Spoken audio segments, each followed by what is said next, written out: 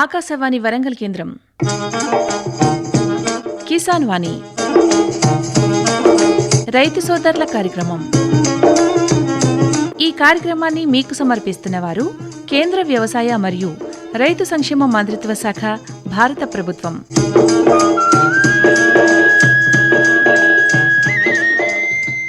ఈనాటి కిసాన్ వాణి రైతు సోదరుల కార్యక్రమంలో వానాకాలం వరి పంట సాగులో చీడపీడల నివారణ, యాజమాన్య పద్ధతులు ఈ అంశం గురించి వరంగల్ ప్రాంతీయ వ్యవసాయ పరిశోధన స్థానం శాస్త్రవేత్త డాక్టర్ డి వీరన్న గారితో పరిచయ కార్యక్రమం వింటారు. అనంతరం ఆధునిక పద్ధతిలో వరి పంట సాగులో అనుభవాలు, హన్మకొండ జిల్లా హసంపర్తి మండలం బైరాంపల్లి గ్రామ రైతు రాజేందర్ గారితో పరిచయ కార్యక్రమం వింటారు. పరిచయకర్త మోటి చిరంజీవి గారు. కార్యక్రమంలో ముందుగా శ్రోతలు కొన్ని ప్రకటనలు వింటారు.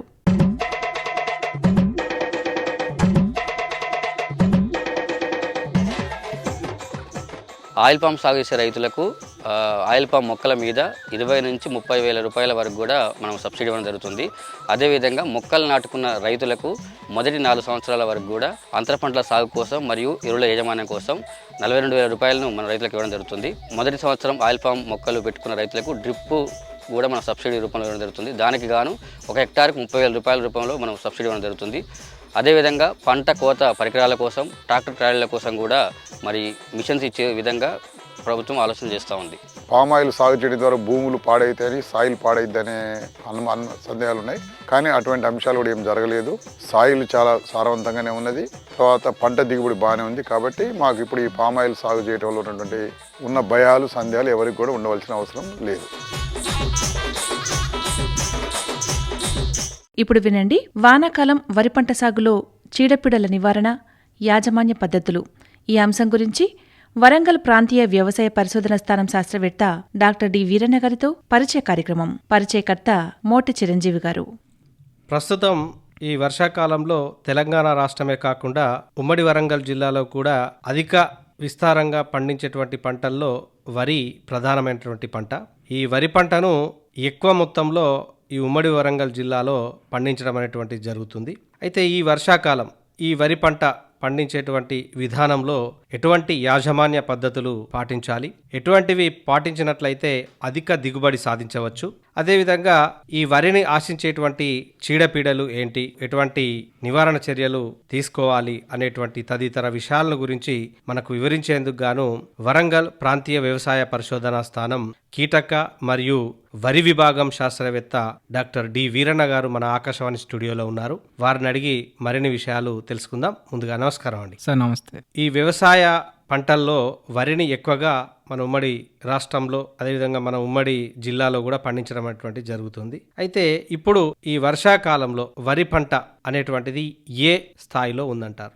ఇప్పుడు పరిస్థితి కనుక చూసుకున్నట్టయితే గత వారం రోజుల నుంచి కంటిన్యూగా వర్షాలు అనేది పడుతున్నాయి. ఈ భారీ వర్షాలు కురిసిన ప్రాంతాల్లో కనుక పొలం కనుక చూసుకున్నట్టయితే మురుగునీరు అలానే ఉండిపోవడం జరుగుతూ ఉంటుంది. అయితే రైతు సోదరులు ఈ మురుగునీటిని ఎప్పటికప్పుడు వీలైనంత త్వరగా తీసివేయాలి. అదేవిధంగా రానున్న 5-6 రోజుల్లో కూడా కొన్ని ప్రాంతాల్లో భారీ వర్షాలు పడే అవకాశం ఉంది. సో రైతు సోదరులు వారి పంట పొలాల్లో మురుగునీటి కాలువలు కూడా తీసుకొని పెట్టుకున్నట్టయితే అప్పటికప్పుడు ఆ మురుగునీరు అనేది బయటికి పోయే ఛాన్సెస్ ఉంటాయి. దీంతో పాటుగా ఉరుములు మరియు మెరుపులతో కూడిన వర్షం కూడా పడే అవకాశం ఉంది. కాబట్టి రైతులు చెట్ల కింద గానీ ఉండకుండా జాగ్రత్తలు పడాలి. దాంతో పాటు విద్యుత్ స్తంభాలు, విద్యుత్ వైర్ల దగ్గర కూడా ఉండకుండా జాగ్రత్తలు తీసుకోవాలి. వాటితో పాటుగా పశువులను గానీ, మేకలను గానీ, గొర్రెలను గానీ చెట్ల కింద ఉంచకుండా జాగ్రత్తలు తీసుకోవాలి. అదే పంట పొలాల్లో కనుక చూసుకున్నట్టయితే ముఖ్యంగా వరి ప్రస్తుతం నారుమడి దశ నుంచి పిలకలు అంటే దుబ్బు చేసే దశలో ఉంది. అధిక వర్షాలకు పంట పొలాల్లో అంటే నారుమడిలో గానీ, ప్రధాన పొలంలో గానీ నీరు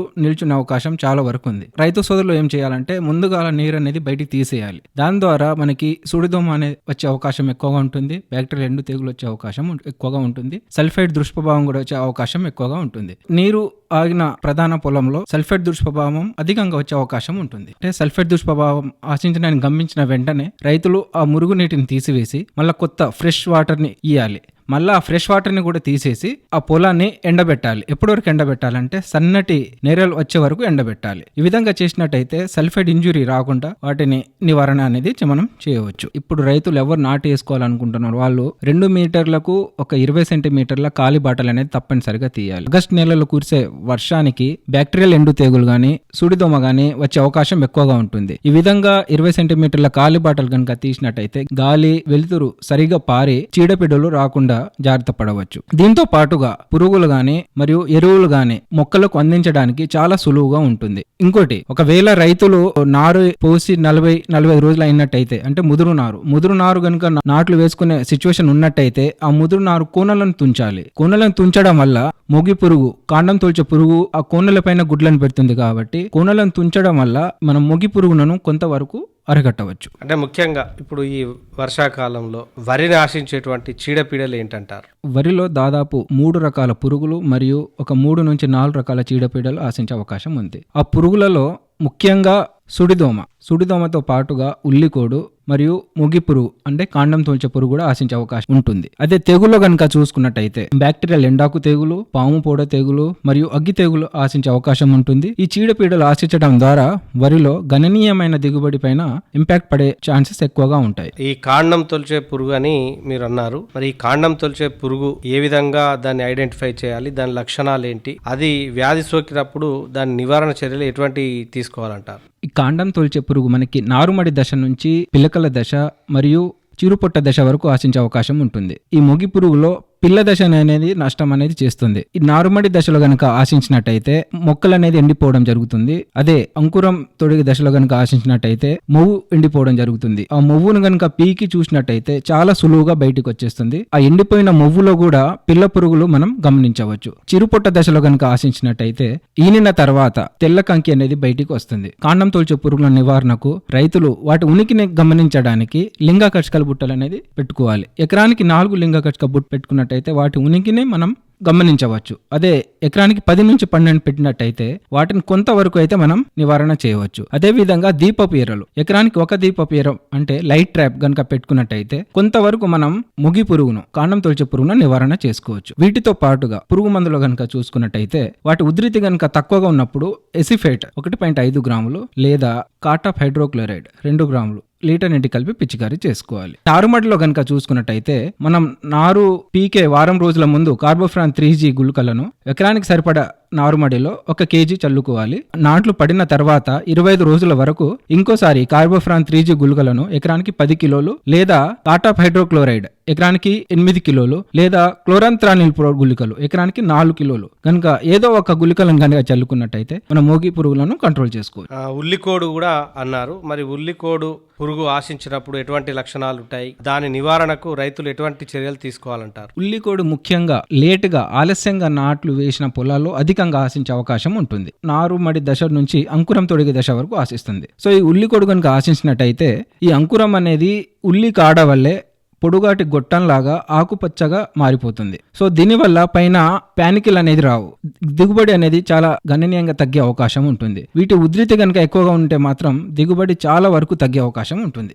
సో ఈ ఉల్లికోడు నివారణకు నారుమడిలో కనుక చూసుకున్నట్టయితే కార్బోఫ్రాన్ 3G గుళికలు ఎకరానికి సరిపడా నారుమడిలో 1 kg చల్లుకోవాలి. లేదా ఫిప్రోనిల్ గుళికలు కూడా మనకి అవైలబుల్ ఉన్నాయి. వాటిని కూడా మనం చల్లుకున్నట్టయితే నారుమడిలో వీటిని కంట్రోల్ చేసుకోవచ్చు. అదే ప్రధాన పొలం వచ్చేసరికి ఈ ఉల్లికోడును కంట్రోల్ చేయడానికి కార్బోఫ్రాన్ 3G గుళికలు ఎకరానికి 8 నుంచి 10 కిలోలు లేదా ఫిప్రోనిల్ గుళికలు ఎకరానికి 6 నుంచి 8 కిలోలు చల్లుకోవాలి. వీటి ఉధృతి కనుక ఎక్కువగా ఉండి వాటిని ఈ గుళికల ద్వారా రూపంలో కంట్రోల్ చేయలేకపోతే ఫిప్రోనిల్ 2 ml లీటర్ నీటి కలిపి పైనుంచి పిచికారీ చేసుకోవాలి. ఈ విధంగా మనం ఉల్లికోడును కంట్రోల్ చేసుకోవాలి. ఈ వరి పంటలో ముఖ్యంగా సుడిదోమ వల్ల కూడా భారీ నష్టం అనేటువంటిది జరుగుతుంది. మరి సుడిదోమ వచ్చినప్పుడు ఎటువంటి లక్షణాలు కనిపిస్తాయి, వాటి నివారణకు ఏం చేయాలంటారు? ఈ సుడిదోమ పిల్ల పురుగులు మరియు తల్లి రెక్కల పురుగులు కూడా డ్యామేజ్ చేస్తాయి. ఈ సుడిదోమ ఎప్పుడు ఆశిస్తుందంటే అధికంగా నత్రజని వాడినప్పుడు, మనకి ఆగస్ట్ నెలలో అధిక వర్షపాతం నమోదైనప్పుడు మనకి సుడిదోమ వచ్చే ఛాన్సెస్ ఎక్కువగా ఉంటాయి. వీటితో పాటుగా మీరు కాలిబాట గనుక తీయకపోతే కూడా సుడిదోమ వచ్చే ఛాన్సెస్ ఎక్కువగా ఉంటాయి. ఈ సుడిదోమ ఆశించినప్పుడు పిల్ల మరియు రెక్కల పురుగులు మొక్క యొక్క అడుగు భాగాన చేరి రసం పీల్చడం వలన ఆకులు అనేది పసుపు వర్ణానికి మారిపోవడం జరుగుతూ ఉంటది. అంటే వీటి ఉధృతి గనుక అధికంగా ఉన్నట్టయితే పైరు సుడులుగా వలయాకారంలో ఎండిపోవడం జరుగుతూ ఉంటది. దీన్ని మనం దొమ్మపోటు అని అంటూ ఉంటాం. అంటే వీటి ఉధృతి కనుక ఎక్కువగా ఉన్నప్పుడు కూడా మనం నీటిని కనుక గమనించినట్టయితే ఒక తెట్టులాగా తెలియాడుతూ అవుపిస్తూ ఉంటుంది. ఎప్పటికప్పుడు సుడిదోమ ఉధృతిని రైతు సోదరులు గమనిస్తూ ఉండాలి. తొలి దశలో గనుక గమనించినట్టయితే నత్రజని ఎరువులను ఆపేసి సిఫారసు మేరకు 2-3 సార్లు వాడుకోవాలి. వీటితో పాటుగా నీటి తడి మేనేజ్మెంట్ కూడా పాటించాలి. అంటే మనం ప్రధాన పొలాన్ని ఎండబెట్టి మళ్ళీ నీటి తడి ఇవ్వడం, మళ్ళీ ఎండబెట్టి మళ్ళీ నీటి తడి ఇవ్వడం, అడపదడపాడుగా నీటి తడి అందించాలి. వీటితో పాటుగా పురుగు మందులు సిఫారసు మేరకు వాడాలి. వాటిలో ముఖ్యంగా ఎసిఫేట్ 1.5 గ్రాములు లీటర్ నీటి కలిపి పిచికారీ చేసుకోవాలి. లేదా బుప్రోఫ్రెజిన్ 1.6 ml లీటర్ నీటి కలిపి పిచికారీ చేసుకోవాలి. వీటి ఉధృతి కనుక ఎక్కువగా ఉన్నట్టయితే పైమిట్రోజన్ 0.6 గ్రాములు లేదా డైనోటిఫురాన్ 0.4 గ్రాములు లేదా ట్రైఫ్లూ మెజోపైరామ్ 0.49 ml లీటర్ నీటి కలిపి పిచికారీ చేసుకోవాలి. ఈ విధంగా మనం పురుగు మందులను మార్చి కనుక పిచికారీ చేసుకున్నట్టయితే మనం సుడిదోమను ఈజీగా నివారణ చేసుకోవచ్చు. ఆకుముడత పురుగులు కూడా ఎక్కువగా మనకు వరి పంటలో కనబడతా ఉంటుంది. అది వచ్చినప్పుడు ఎటువంటి నివారణ చర్యలు తీసుకోవాలంట? ఈ ఆకుముడత పురుగు కూడా మనకి నారుమడి స్టేజ్ దగ్గర నుంచి ఆశించే అవకాశం ఉంటుంది. ఒకవేళ ఈ ఆకుముడత పురుగు ఆశించినట్టయితే ఆకుముడత యొక్క పిల్ల పురుగులు ఆకుల అంచుల వెంబడి ఉండి 2 ఆకులను ముడుచుకొని ఆకుల అంచులను ముడిచి లోపల నుండి పత్రహరితాన్ని గోకి తినడం వల్ల ఆకులపైన తెల్లటి చారలు అనేది అవుపిస్తూ ఉంటాయి. వీటి ఉధృతి కనుక ఎక్కువగా ఉన్నప్పుడు ప్రతి ఆకు పైన తెల్లటి చారలు మనం గమనించవచ్చు. తెల్లటి చార వల్ల దిగుబడి అనేది చాలా వరకు తగ్గే అవకాశం ఉంటుంది. గమనించిన వెంటనే ఎసిఫేట్ 1.5 గ్రాములు లేదా మోనోక్రోటోపాస్ 1.6 ml లీటర్ నీటి కలిపి పిచికారీ చేసుకోవచ్చు. లేదా కార్టాప్ హైడ్రోక్లోరైడ్ 2 గ్రాములు లీటర్ నీటి కలిపి పిచికారీ చేసుకోవచ్చు. వరి పంటలో వానాకాలంలో ఆశించేటువంటి వాటిలలో తెగుళ్లు కూడా ఉంటాయి. అంటే ముఖ్యంగా ఎటువంటి తెగుళ్లు వస్తాయి, ఏ తెగులుకు ఎటువంటి నివారణ చర్యలు తీసుకోవాలంటారు? అధిక వర్షాలు పడుతున్నాయి. ఈ భారీ వర్షాలకు వరి పొలాల్లో బ్యాక్టీరియల్ ఎండాకు తెగులు వచ్చే ఛాన్సెస్ అధికంగా ఉంటాయి. వీటితో పాటుగా అగ్గి తెగులు కూడా వచ్చే ఛాన్సెస్ ఉంటుంది. దాంతో పాటుగా పాము పొడ తెగులు వచ్చే ఛాన్సెస్ ఉంటాయి. బ్యాక్టీరియల్ ఎండాకు తెగులు ఆకులపైన పసుపు రంగు నీటి మచ్చలు మనం గమనించవచ్చు. నీటి మచ్చలు ఆకుల అంచుల వెంబడి పైనుంచి కింది వరకు స్ప్రెడ్ అవ్వడం జరుగుతూ ఉంటది. ఈ పసుపు వర్ణపు మచ్చలు తర్వాతి స్టేజ్ లో ఎండిపోవడం జరుగుతూ ఉంటది. సో బ్యాక్టీరియల్ ఎండాకు తెగులు అంటే ఆకుల అంచుల వెంబడి మనం ఎండిపోవడం జరుగుతూ ఉంటాయి. వీటి ఉధృతి కనుక ఎక్కువగా ఉన్నప్పుడు పైరు మొత్తం ఈ విధంగా ఆకుల అంచుల వెంబడి ఎండిపోయినట్టు మనం గమనించవచ్చు. దీని ద్వారా కూడా మనకి దిగుబడి అనేది చాలా వరకు తగ్గే అవకాశం ఉంటుంది. గత 2-3 సంవత్సరాలు కూడా ఇది మనం గమనించడం జరిగింది. బ్యాక్టీరియల్ ఎండాకు తెగుల నివారణకు యూరియా వేయడం తాత్కాలికంగా నిలిపివేయాలి. ఇది ముందస్తు చర్య. దాని తర్వాత వీటిని నివారణకు మందులు లేవు కాబట్టి వాటిని స్ప్రెడ్ ని మనం ఆపేయాలి. ప్లాంటోమైసిన్ 0.4 గ్రాములు లేదా అగ్రోమైసిన్ 0.4 గ్రాములు అంటే ఎకరానికి 80 గ్రాములు కనుక మనం మార్చి 2 సార్లు పిచికారీ చేసుకున్నట్టయితే బ్యాక్టీరియల్ ఎండాకు తెగుల నుంచి మనం సేఫ్ అయ్యే ఛాన్సెస్ ఉంటాయి. పాము పొడ తెగులు అని కూడా అన్నారు. మరి దాని నివారణకు రైతులు ఎటువంటి యాజమాన్య పద్ధతులు చేపట్టాలంటారు? పాము పొడ తెగులను మనం అంకురం దశలో ఆశించే అవకాశం ఉంటుంది. అంటే పిలకల్ ఫామ్ అయ్యే స్టేజ్ లో ఈ పాము పొడ తెగులు గనుక చూసుకున్నట్టయితే ఆకులపైన అంటే నీటిపై ఉండే ఆకులపైన లేదా కాండం పైన ఒక 2 నుంచి 3 సెంటీమీటర్ల పెద్ద మచ్చలు ఏర్పడతాయి. ఈ మచ్చలు కాస్త ఒకదానితో ఒకటి కలిపి చాలా పెద్ద పాము పొడ లాగా ఈ మచ్చలు అనేది ఫామ్ అయ్యడం జరుగుతూ ఉంటుంది. ఈ మచ్చల వల్ల మనకి మొక్క అనేది ఎండిపోవడం జరుగుతూ ఉంటాయి. దీని ద్వారా కూడా మనకి దిగుపైన ప్రభావం పడే అవకాశం ఉంది. సో ఈ పాము పొడ తెగులు నివారణకు హెక్సాకొనజోల్ 2 ml లేదా ప్రొపికొనజోల్ 1 ml లేదా వాలిడామైసిన్ 2 ml లీటర్ నీటి కలిపి పిచికారీ చేసుకున్నట్టయితే మనం పాము పొడ తెగులను నివారణ చేసుకోవచ్చు. ఈ వానాకాలంలో అగ్గి తెగులు కూడా వచ్చే ఛాన్సెస్ ఉంటాయి. ఒకవేళ అగ్గి తెగులు కనుక ఆశించినట్టయితే ఆకులపైన నూలికండే ఆకారపు చిన్న మచ్చలు ఏర్పడతాయి. ఈ మచ్చలు కాస్త కొద్దిగా పెద్దగా ఆకు మొత్తం పాకి మొక్క అనేది ఎండిపోవడం జరుగుతూ ఉంటాయి. దూరం నుంచి చూసినట్టయితే తగలపడిపోయినట్టు మనం గమనించవచ్చు. అందుకే దీన్ని అగ్గి తెగులు అని అంటారు. సో ఈ అగ్గి తెగులు గమనించిన వెంటనే తొలి దశలోనే గమనించిన వెంటనే ఐసోప్రోథయోలోన్ 1.6 ml లేదా tricyclazole plus mancozeb 2.5 gram litre నీటి కలిపి పిచికారీ చేసుకున్నట్టయితే మనం అగ్గి తెగులను నివారణ చేసుకోవచ్చు. మరి ఇంతవరకు మీ యొక్క అమూల్యమైనటువంటి సమయాన్ని మాకు కేటాయించి మా ఆకాశవాణి స్టూడియోకి విచ్చేసి వానాకాలం వరిని ఆశించేటువంటి చీడపీడలు వాటి యాజమాన్య పద్ధతుల గురించి చాలా చక్కగా వివరించినందుకు గాను మీకు ప్రత్యేకంగా ధన్యవాదాలండి. Thank you. ఇంతవరకు శ్రోతలు వానాకాలం వరి పంట సాగులో చీడపీడల నివారణ, యాజమాన్య పద్ధతులు ఈ అంశం గురించి వరంగల్ ప్రాంతీయ వ్యవసాయ పరిశోధన స్థానం శాస్త్రవేత్త డాక్టర్ డి వీరన్న గారితో పరిచయ కార్యక్రమం విన్నారు. పరిచయకర్త మోటె చిరంజీవి గారు. ఇప్పుడు వినండి ఆధునిక పద్ధతిలో వరి పంట సాగులో అనుభవాలు. హన్మకొండ జిల్లా హసంపట్టి మండలం బైరంపల్లి గ్రామ రైతు రాజేందర్ గారితో పరిచయ కార్యక్రమం. పరిచయకర్త మోటె చిరంజీవి గారు. అనేక సంవత్సరాల నుండి వ్యవసాయం చేస్తూ వ్యవసాయం చేయడమే కాకుండా ఉన్నత చదువులు చదివి కూడా వ్యవసాయం చేస్తూ ఆధునిక పద్ధతుల ద్వారా ఆధునిక ఆచరణ పద్ధతులు అవలంబించి సాంకేతిక పరిజ్ఞానంతో అధిక దిగుబడి సాధిస్తున్నటువంటి యువ రైతు జట్టి రాజేందర్ గారు. మరి వారిని అడిగి వారు ముఖ్యంగా ఏ పంటలు పండిస్తున్నారు, మరి అందులో భాగంగా వరి పంట ఏ విధంగా పండిస్తున్నారు, కొత్త పద్ధతులు ఏమి వాడుతున్నారు తదితర విషయాల గురించి వారిని అడిగి తెలుసుకుందాం. నమస్కారం అండి రాజేందర్ గారు. నమస్కారం సార్. వరి క్షేత్రంలో వేసేటువంటి పంటలు కానీ అదేవిధంగా మీరు ఎన్ని సంవత్సరాల నుంచి వ్యవసాయం అనేటువంటి చేస్తున్నారు? సార్ మాది ఇక్కడ హన్మకొండ జిల్లా, మా అసంపర్తి మండలం బైరన్పల్లి గ్రామం. మా నాన్న వాళ్ళ నుంచి వ్యవసాయ కుటుంబం మాది. ఒక 4 ఎకరాల వ్యవసాయం మాది. చిన్న వ్యవసాయ కుటుంబం అయినా కూడా అవగాహన ఉన్న కాంచి కూడా చిన్న సాయంతో పాటు ఎప్పటికి కూడా నాన్న అమ్మ వాళ్ళకు సహకారం చేస్తూ వ్యవసాయంలో మనవంతు పాత్ర ఉన్న దాదాపు నాకు తెలిసి 15 ఏళ్ల కాంచి కూడా నాన్నకు చూరు ఉంటాను. ప్రతిదీ అగ్రికల్చర్ కూడా మనకు ఐడియా ఉన్నది కూడా. నేటికి కూడా కొంచెం ఆధునిక వ్యవసాయం వైపు ఉండాలి. ఈ కూలీల కొరత జనరేషన్ పెరిగిపోయిన కొద్ది కూడా ఎడ్యుకేషన్ వెళ్ళిపోయిన వల్ల కూలీల కొరత ఉన్నది. దానివల్ల కొరత నీరు కోసం మనం కొత్తగా డ్రమ్ సిస్టమ్ అని కూడా ఒక ఆడాడ డ్రమ్ము అదైతే కూడా వరి నాట్లు నారు పోసి 4 రోజులు ఆగి మళ్ళీ దున్ని మళ్ళీ 4 రోజులు కూలీల కొరత అంతా ఒకటేసారి నాట్లు ఎత్తర వల్ల అప్పుడు కూలీల కొరత ఏర్పడుతుంది. దానివల్ల ఇబ్బంది అవుతుంది రైతులకు. ఆ విధంగా ఇబ్బంది పడద్దు అని ఒక పని చేద్దాం అని చేసి ఆడాడ అంత ముందుకు మనకు తెలిసినది ఏదో డ్రమ్ సిస్టమ్ అట అలుకుతే బాగుంటుందని పలాగా ఏరియాలో కలుపుతాను జిల్లా కలుపుతాను ఇది అంటకం కాకుండా మనం కూడా లాస్ట్ టైం నుంచి ఈ 5 రోజులకు మనం ఎట్లయితే మొలక నానబోసినాక 3 రోజుల మధ్యలో నీళ్లు పోస్తాం. ఫస్ట్ నానబెట్టి లాస్ట్ రోజు ఇప్పే రోజు 5వ రోజు అవుతుంది.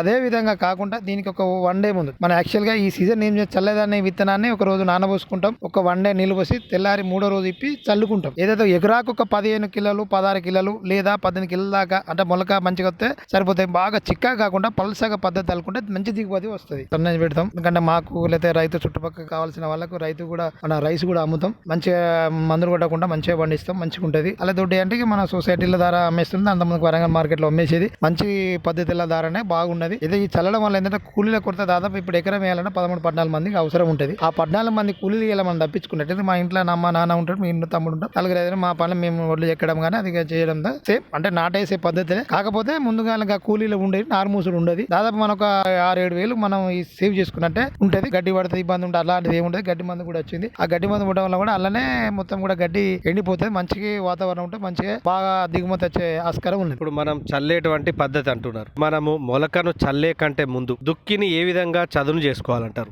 సేమ్ ఇప్పుడు మనం వ్యవసాయం అయితే కూడా మనం సరే నారు పోసుకొని 4 రోజులు ఆగి నాట్లేసే పద్ధతి ఇది వేరు. ఇది కొంత దానికన్నా కొంత బెటర్ గా వర్క్ చేయాల్సి ఉంటుంది. ఎందుకంటే మనం నారుకు ఒక 10-15 రోజుల ముందు ఇప్పుడు మన ఏంది యాసింగ్ కదా వానాకాలం పంట వేసి ఉంటుంది. అంత కోసిన కొయ్యకాలం కొంత మురగాలన్నా కూడా సూపర్ చల్లుకుంటాలి. ఫస్ట్ ఏదైతే కూడా సాలు పెట్టే ఫస్ట్ దున్నేటప్పుడు దమ్ చేసేటప్పుడే మనం సూపర్ చల్లుకుంటే ఎకరాకు ఒక 3 బత్తాలు 2 బత్తాలు చల్లుగా ఉంటే కూడా మొత్తం ఏది ఉన్న గడ్డి ఉన్న మొత్తం కూడా అలా పులిచిపోతుంది. మంచి బలం చేకూర్చే దానికి ఆస్కారం ఉంటుంది. అలాగనే ఫస్ట్ సారి మనం జిన్నాక ఒక 10-12 రోజులు మినిమం 10 రోజులు వారం రోజులకేమో అది మంచిగా సూపర్ చల్లడమా లేదా సూపర్ చల్లపోయినా మనం ఏదైతే ఫస్ట్ దమ్ చేసేటప్పుడు ఆ గడ్డి లేకుండా తాళబెట్టడం వల్ల ఆ బూడిద మంచి బలాన్ని ఇస్తాయి. ఆ విధంగా చేసుకుంటే దాంట్లో ఏమైనా క్రిమి కీటకాలు ఉన్నా కూడా ఈరిపోతే మంచిగా దిగుమతి దుక్కి కూడా మంచిగా పడుతుంది. ఆ విధంగా ఏదైతే కూడా మినిమం 10 రోజులు వారం రోజుల మధ్యలో మినిమం 10 ఎన్ని ఎక్కువ ఉంటే అంత మంచి వాటర్ పెట్టి ఆ దున్ని ఏదైతే కూడా 2 సార్లు 3 సార్లు దున్నితే బాగుంటది. 2 సార్లకైనా బాగానే ఉంటది. 3 సార్లు చేస్తే ఇంకా బాగుంటది. సేమ్ గొర్రు కొట్టడం ఏదంటే మనం ఏదైతే కూడా నాటుకు ఏదైతే కూడా ప్రిపేర్ అవుతామో నాటుకన్నా దీన్ని కొంత మంచిగా లెవెల్ గా గొర్రు కొట్టుకొని వాటర్ బయటకు వెళ్ళేటట్టు మన కట్టే తాగేటట్టు విధంగా ఒక స్లోప్ లో వాతావరణం సమానంగా ఉండేట్టు నీళ్ళు ఆగానే మొత్తం పోవాలి. ఇక్కడ కూడా నీళ్లు ఆగే పొజిషన్ ఉంచదు. ఎందుకంటే మొలక మనం చిన్నగా అలికేది చిన్న మొలక కాబట్టి మనం 1-2 రోజులకే 3 రోజులకి అలుకుతాం కాబట్టి ఆ మొలక ఆడ మురిగిపోకుండా ఉండాలంటే వాటర్ అనేది బయట తీయంగానే వెళ్ళిపోవాలి. పెడితేనే ఉంటేనే దాదాపు మంచిగా ఉంటది. ఆ పద్ధతిలో మనం సాపుగా గొర్రు కొట్టాలి. ఏమైనా ఎత్తు పల్లాలు ఉన్నా కూడా రైతు అనే వాళ్ళు మనం ముందుగా లేదా కట్టెతోటి పైప్ తోటి సాపు చేసుకొని వాటర్ లేకుండా చేస్తే బాగుంటుంది. ఆ పద్ధతి చేసుకుంటేనే దాన్ని హ్యాపీగా మొలక కూడా మంచిగా రావడానికి ఆస్కారం ఉంటుంది. అంటే ఇప్పుడు మనం మొలకను పెట్టే కంటే ముందు కల్పిరేటర్ అంటే ట్రాక్టర్ తోని కొట్టే కంటే ముందు గాని లేదా ఎడ్లతో ఇరువలు నాగలి దున్నే కంటే ముందు గాని ఏమైనా ఎరువులు అనేటువంటి భూమి బలాని కోసం ఏమైనా వేస్తారా మీ యొక్క వ్యవసాయ క్షేత్రంలో? వేస్తే ఏం ఎరువులు అనేటువంటి వేస్తారు? మాకు ఉన్న పరిస్థితి ఏంటంటే మాకు సరే ఇంట్లో ఎడ్లు ఉన్నాయి, బర్రెలు ఉన్నాయి, సరే పచ్చి పేడ ఉంటుంది, ఆ పేడ వేస్తాము. లేదు గొర్రెల మంద పెట్టినా మంచిదే. లేదు ఇవన్నీ అవైలబుల్ లేకపోతే ఇది ఇంతకుముందు చెప్పిన సూపర్ చల్లుకుంటారు. ఎందుకంటే మరుగాలు ఏంటంటే మన కొయ్యకాలు కానీ గడ్డి కానీ ఏమున్నా కూడా అలా పులిచిపోతుంది, బలం ఇస్తుంది. కాబట్టి ఈ 3 దావాలు ఏదైతే కూడా గొర్రెల మంద ఉంటే గొర్రెల మంద పెట్టుకోవచ్చు, బర్రెల మంద ఉంటే బర్రెలు, లేదు ఇంటికాడ మన ఎడ్లు వాళ్ళు ఉన్న పెండ ఉంటుంది కాబట్టి ఆ ట్రాక్టర్లో ఎట్లా బండ ధర తోలుకుంటారు, చల్లుకుంటే మంచిగా ఉంటుంది. అలాగనే లేదు ఇవన్నీ అవైలబుల్ లేనప్పుడు సూపర్ చల్లుకుంటే ఇంకా బాగుంటుంది అని కూడా మేము చెప్తాను. ఎందుకంటే న్యాచురల్ గా ఉన్న అగ్రికల్చర్ ఇస్తేనే మనకు వ్యవస్థ బాగుంటుంది అనేది మాకు ఒక లక్ష్యంతో మేము ఒక పని చేస్తాను. ఈ విధంగా చేస్తేనే బాగుంటుంది. అందరూ కూడా ఇట్లా చేసుకొని కూలీల కూర తప్పించుకోవాలనేది మేము అందరికీ చెప్పగలుగుతున్నాం. వరిలో మీరు విత్తనాలను ఎక్కడి నుంచి తీసుకొస్తారు? ఏ విధంగా మీరు నారుమడి అనేటువంటి తయారు చేసుకుంటారు? సీడ్ వాళ్ళ దగ్గర లోకల్ సీడ్ లేదా బయట సీడ్ నుంచి తీసుకుంటాం. ఆ సీడ్ సరే వర్షాకాలం ఒక సీజన్ పెట్టిందంటే అదే సీజన్ కొంచెం మంచిగా మాకు బాగానే ఉన్నది, బాగానే పండింది అన్నప్పుడు అదే మళ్ళీ మేము నెక్స్ట్ దాంట్లోనే కొంత కెమికల్ ఉంటుంది కలిపి మనం ఇంట్లో చల్లుకుంటాం. నారుమడి మంచిగా తయారు చేసుకుంటాం. ఒక వారం రోజులు, వారం 10 రోజుల లేదా 8 రోజులు మినిమం మురిగేదాకా ఉంచి ఒకసారి ఫస్ట్ దఫా ఉన్నప్పుడే ఒక 4 రోజుల ముందు అలికేటప్పుడే వాటిలో నానబోతాం. ఆ టైంకు దున్ని మళ్ళీ మంచి నార్మల్ తయారు చేసి వాటర్ రాకుండా సాఫ్గా చేసి నార్మల్ అలికేస్తాం. కొంత వర్షానికి దిగబడి ఉండి అసలు ఈ వర్షాలు ఫుల్గా పడ్డాయి కాబట్టి మిషన్లు లోతుగా దిగబడి ఉంటాయి కాబట్టి కొసలు కూర్చున్నా కాబట్టి పెద్ద ఎత్తులనే ఆ వరి కొయ్యకాలు ఉంటాయి. వరి కొయ్యకాలకు చెప్పినట్టుగా సూపర్ చల్లడం వల్ల ఫస్ట్ సారి చల్లుతాం. మినిమం 1 వీక్ టైం ఇస్తాం కాబట్టి 1 వీక్ టైం ఇస్తాం వల్ల మొత్తం కూడా మురిగిపోతుంది. ఏడన్నా ఉన్నదంటే మురిగి దాదాపు పైన తేలాడు ఏముండదు. తొందరగా టైం ఇవ్వకుండా మళ్ళీ 3-4 రోజులు వేస్తాం. సూపర్ ఏదంటే సూపర్ వేయకుండా చేస్తే మాత్రం కొయ్యకాలు మురిగాయి కట్టింగ్ కాదు ఉన్న దాంట్లో మురిగిపో. కట్టింగ్ అయితే కానీ మళ్ళీ కనబడతా అంటే నాటేసేటప్పుడు పైకి తేలుతాయి. దానివల్ల మొలకకి ఇబ్బంది అయితే దానివల్ల దాని మీద మొలక పడ్డా మొలవది, దాని కింద పడ్డా మొలక అది పుచ్చిపోదు కాబట్టి ఎంబడే పోదు కాబట్టి మొలకకి ఇబ్బంది అవుతుంది. అవన్నీ ఏరువేతెత్తాం. అయితే వర్షం ఫుల్ వాటర్ పెడితే బయటికి వెళ్తుంది. దానివల్ల మంచిగా తీసుకుంటేనే మొలక బాగుంటుంది అనేది మా ఒపీనియన్. చేస్తే బాగుంటుంది అనేది మా ఒపీనియన్. ఏ విధంగా మీరు అధునాతన పద్ధతులను ఉపయోగించి చల్లడం అనేటువంటి జరుగుతుంది? 2 సంవత్సరాల కంచి ఇక్కడ మేము చేస్తున్నాం. అది లేటెస్ట్ గా ఇది ఎట్లా అయితే కొంత టెన్షన్. ఎందుకంటే అందరూ కూడా మొలకెత్తే రావడం పెరగడం అనేది ఇబ్బంది అనేది అనుకునేది. అలాంటిది ఏం లేదు. మంచిగా మొలకెత్తే ఏదైతే కూడా రైతు ఒక్కటే ఆలోచించాల్సింది. దీంట్లో ఆలోచించాల్సింది దుక్కి దున్నడం ఏదైతే కూడా 10 రోజులు గ్యాప్ ఇవ్వాలి. ఒకసారి 7 సార్లు పెట్టాక 10 రోజులు దాని నుంచి ఒడ్డు చదువుకున్న తర్వాత 2-3 సారైనా దమ్ము చేసి మా సమానంగా మట్టి మంచిగా గడ్డలు లేకుండా స్మాతగా మట్టి మంచిగా కూడా ఇట్లా వండు తయారైనాక పెట్టి వాటర్ పెట్టాలి. ఏదైతే గుర్రు కొట్టాలి, సమానంగా కొట్టినాక వాటర్ పెట్టడం వల్ల ఆ వండంతా బయటకు వస్తుంది. వాటర్ పెట్టాలి.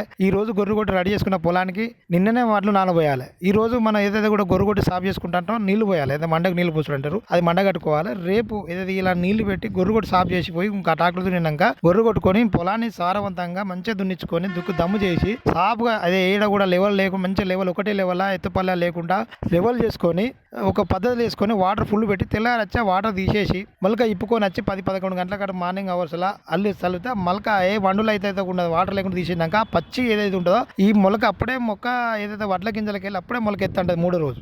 ఆ మొలక కనుక తీసుకుపోయి కరెక్ట్ గా డ్రమ్ సిస్టమ్ తో పెట్టినా ఓకే. డ్రమ్ సిస్టమ్ అంటే తక్కువ వడ్లు పడతాయి, ఒకటి మొలుతుంది, ఒకటి టెన్షన్ ఉంటుంది. మామూలుగా చూస్తే మనం కనబడుతుంటే కొంచెం గ్యాప్ బాగా చిక్క కాకుండా మామూలు పల్సగా కొంచెం మంచిగా ఒక్కొక్క దానికి 3-4 ఇంచులు 5 ఇంచులు గ్యాప్ తోటి చల్లుకుంటా మాత్రం మంచిగా ఉంటది. మంచి పద్ధతిలో అది మొలక కూడా ఇమీడియట్ ఇలా చల్లిన మొలక 2 రోజులలోనే నీకు కనబడుతుంటది. వాతావరణం 2 రోజులలోనే నీకు మంచి వండలో పడ్డ మొలక కరెక్ట్ గా బయటకు వెళ్తూనే ఉంటది. వారం రోజులలో పచ్చగా నారుమడి ఎట్లుంటుందో అట్లా పద్ధతిలో ఉంటది. టెన్షన్ ఏం లేదు. రైతులందరూ కూడా ఈ విధంగా పోవాల్సిందే. ఈ కూలీల కొరత ఈ టెక్నాలజీ మనం అందరూ ఉపయోగించాల్సిందే. ప్రతి ఒక్కరు ఇంటోలు చేసుకోవాల్సిందే. ఏదైతే కూడా నారుమడి ఎట్లా సాఫ్ చేసుకొని ఎంత జాగ్రత్త చేస్తామో ఇది కూడా అంత చేస్తేనే కూలీల కొరత నారు మోసుడు కొలత ఇదంతా దాదాపు ఒక 6-7 వేల రూపాయలు ఎకరానికి రైతు మిగిలించుకున్న వాళ్ళు అవుతారు అనేది ఆ హీట్ ఉంటది కాబట్టి తట్టుకోలేదు. తర్వాత నాది ఏనుకున్నాక దాదాపు ఒక 20 రోజులకు నెల రోజుల మధ్యలో మనం గడ్డి మందు కొట్టుకుంటాం. తర్వాత దానికి రావాల్సిన డిఏపి కానీ పొటాస్ కానీ ఏ పిచికారి ఏం చేసినా కూడా అప్పుడు బాగుంటది మొలక. అంటే ఇప్పుడు ముఖ్యంగా ఇప్పుడు మందుల గురించి చెప్పారు, ఎరువుల గురించి చెప్పారు. మనకు ఇప్పుడు మీరు పెట్టినటువంటి వరి పంట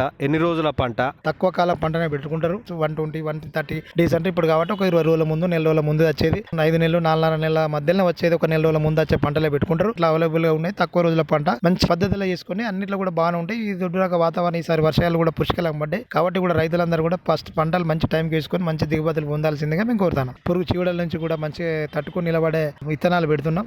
అందరూ కూడా మంచి విత్తనాలుగా పెట్టుకొని చేసుకోవాలి. ఇక కాకపోతే పిచికారీ అనేది ఇప్పుడు మనం చల్లడం వల్ల ఏంటంటే చల్లేటప్పుడు ఏం చేయం, దాదాపు 20 రోజుల తర్వాతనే దానికి పిండి వేయడం కానీ, ఎంత డిఏపి కానీ, పొటాస్ కానీ, యూరియా వేసిన గడ్డి మందు పురుగు చీడపీడ మినిమం 20 రోజులు అయిన తర్వాత 20 రోజుల నుంచి నెల మధ్యలో ఒక డాబ్ వేస్తాం. తర్వాత ఒక 2 నెలల మధ్యలో మళ్ళీ ఒక డాబ్ పడుతుంది. లాస్ట్ సారి పొట్ట సీజన్ లో ఒకసారి వేస్తాం. ఏమైనా పురుగు ఇట్లా ఉంటే మామూలుగా పిచికారి పైన స్ప్రే చేస్తాం అంతే. దాని ద్వారా పంట క్లియర్ అవుతుంది. మీరు ఆధునిక పద్ధతులను ఉపయోగించి వరి సాగు అనేటువంటిది చేస్తున్నారు. మరి చేయడము అది లాభదాయకమా లేకపోతే ఏంటి అనేటువంటి విషయాలను క్షుణ్ణంగా తెలపండి. వరి సాగు అనేది లాభసాటిగానే ఉన్నది. కాకపోతే దిగుమతి కొంత మన అంటే టైం టు టైం అగ్రికల్చర్ చేస్తే మంచి లాభం ఉంటుంది. ఏదైతే కూడా 1 ఎకరా 2 ఎకరా కాకుండా ఒక 5 నుంచి 10 ఎకరాలు ఒక వ్యక్తి చేయగలిగితే సరే వాళ్ళ సంరక్షణగా అన్ని ఖర్చులు పోను. ఒక 5 ఎకరాలు చేసిందంటే మినిమం 1,50,000 నుంచి 2 లక్షల ఇన్కమ్ ఒక 6 నెలల్లో తీసుకోవచ్చు. అది మంచిగానే, ఎందుకంటే వాళ్ళకు అనుకూలంగా వాతావరణం ఉండాలి. సరే మీరు కొంత ఓసారి నష్టం జరిగినా కానీ ఈ మధ్యలో పెద్దగా రైతులు నష్టపోయిన పరిస్థితి ఏడ కూడా కనబడతలేదు. సమృద్ధి వర్షాలు, సమృద్ధి వాటర్ ఉన్నాయి. ఎక్కడ ఉన్నా కూడా ఇబ్బంది లేదు.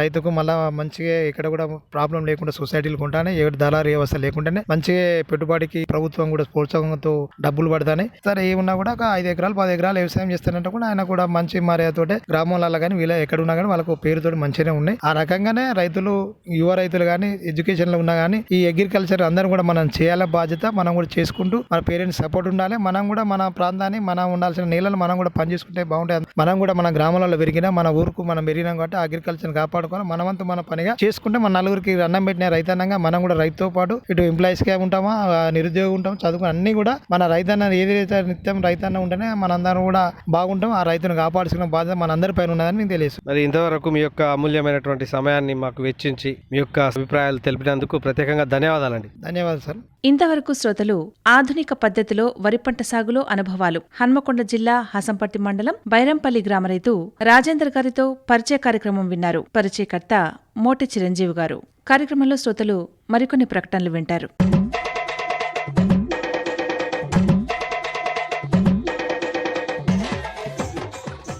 ఆయిల్ పామ్ సాగు చేసే రైతులకు ఆయిల్ పామ్ మొక్కల మీద 20 నుంచి 30 వేల రూపాయల వరకు కూడా మనం సబ్సిడీ ఇవ్వడం జరుగుతుంది. అదేవిధంగా మొక్కలు నాటుకున్న రైతులకు మొదటి 4 సంవత్సరాల వరకు కూడా అంతర పంటల సాగు కోసం మరియు ఎరువుల యాజమాన్యం కోసం 42,000 రూపాయలను మన రైతులకు ఇవ్వడం జరుగుతుంది. మొదటి సంవత్సరం ఆయిల్ పామ్ మొక్కలు పెట్టుకున్న రైతులకు డ్రిప్ కూడా మన సబ్సిడీ రూపంలో ఇవ్వడం జరుగుతుంది. దానికి గాను 1 హెక్టార్కు 30,000 రూపాయల రూపంలో మనం సబ్సిడీ ఇవ్వడం జరుగుతుంది. అదేవిధంగా పంట కోత పరికరాల కోసం, ట్రాక్టర్ ట్రాలీల కోసం కూడా మరి మిషన్స్ ఇచ్చే విధంగా ప్రభుత్వం ఆలోచన చేస్తూ ఉంది. పామ్ ఆయిల్ సాగు చేయడం ద్వారా భూములు పాడైతాయని, సాయిల్ పాడైద్దనే సందేహాలు ఉన్నాయి. కానీ అటువంటి అంశాలు కూడా ఏం జరగలేదు. సాయిల్ చాలా సారవంతంగానే ఉన్నది. తర్వాత పంట దిగుబడి బాగానే ఉంది. కాబట్టి మాకు ఇప్పుడు ఈ పామ్ ఆయిల్ సాగు చేయడంలో ఉన్న భయాలు, సందేహాలు ఎవరికి కూడా ఉండవలసిన అవసరం లేదు.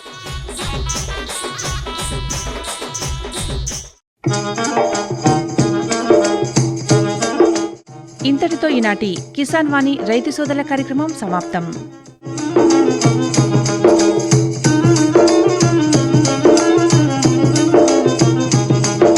ఈ కార్యక్రమాన్ని మీకు సమర్పించిన వారు కేంద్ర వ్యవసాయ మరియు రైతు సంక్షేమ మంత్రిత్వ శాఖ, భారత ప్రభుత్వం.